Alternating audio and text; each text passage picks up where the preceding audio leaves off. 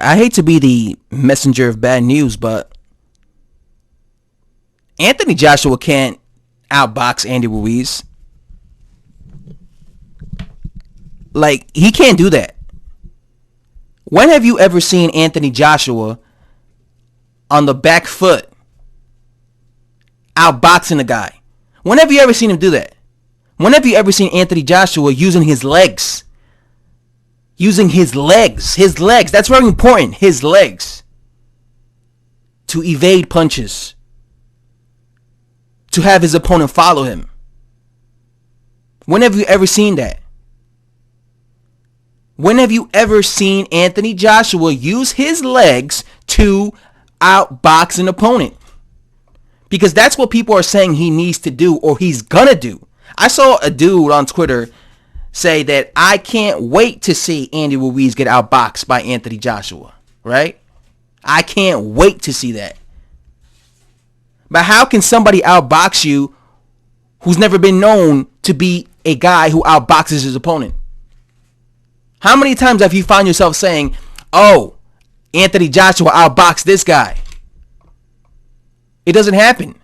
He's going to need to be on the back foot to beat Andy Ruiz, is what a lot of people are basically trying to say, right? The problem with this is he doesn't have the legs. He doesn't have the legs. He's not a Tyson Fury. Tyson Fury, as much of a cherry picker as that guy is, he has the legs to move, all right, against anybody he faces. Even Huey Fury, a guy that I hate. I hate Huey Fury. But that guy has the legs to move around the ring for 12 rounds. Joshua he doesn't have the legs to do that. He's also way too stiff. He doesn't have the upper body to do that as well. If you look at his upper body, he's a stiff heavyweight. When have you seen him be a savvy and fluid with his upper body? I don't see Joshua moving like that. All right, because guys like Fury or guys like the Furies, right? They have this ability to move their upper body. All right. He also doesn't have the endurance, Anthony Joshua, to be honest with you.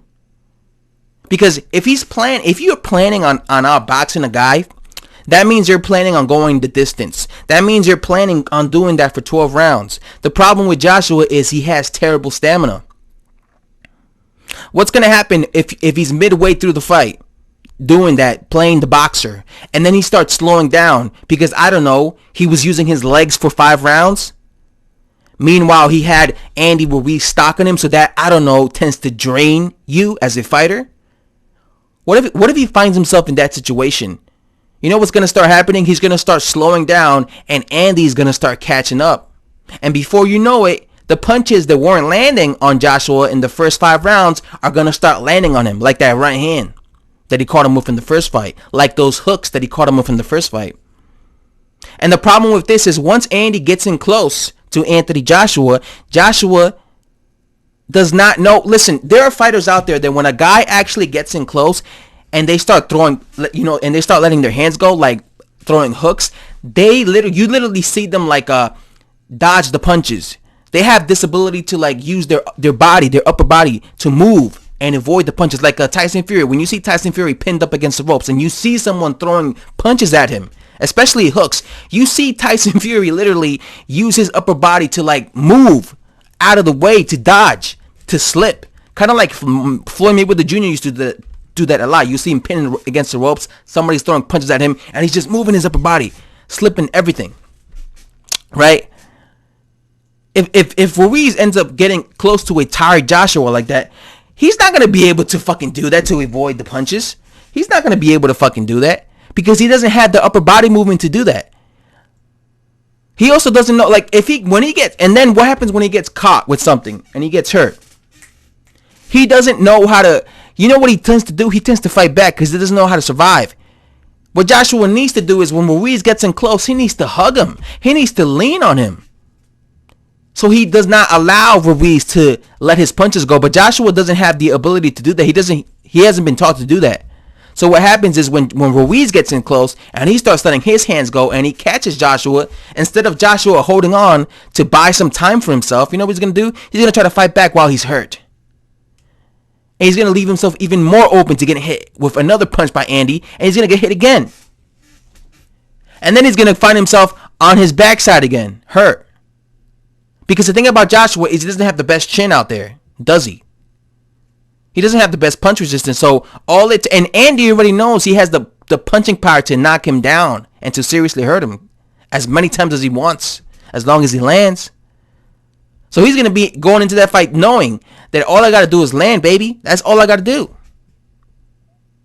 Again, you need the body and the physical talent to be able to actually outbox a guy for 12 rounds. So all these people saying, oh yeah, Joshua's going to outbox him because he learned from his mistakes. He learned from his mistake. Bro, Joshua is not...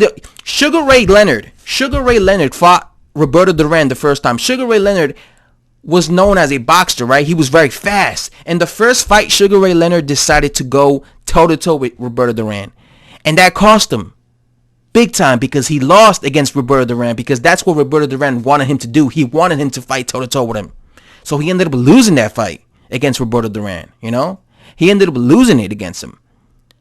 But he quickly learned from his mistakes. He's like, you know what? I'm not going to give Roberto Duran the opportunity to even come close to me. So in the rematch, 6 months later, he went on the back foot. He used his legs, and he frustrated the shit out of Roberto Duran. The difference between that and AJ is Sugar Ray Leonard already was a boxer. He just elected and he chose to fight Roberto Duran toe-to-toe in the first fight.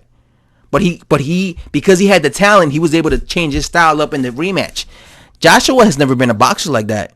So you can't just be like, oh yeah, he's going to change. He's going to be able to just change out of and do a 180 on Ruiz and outbox him and become fucking, I don't know, Huey Fury overnight. It's not going to happen, man. He doesn't have the body type to do that type of shit for 12 rounds. I'm telling you, this guy's going to gas out.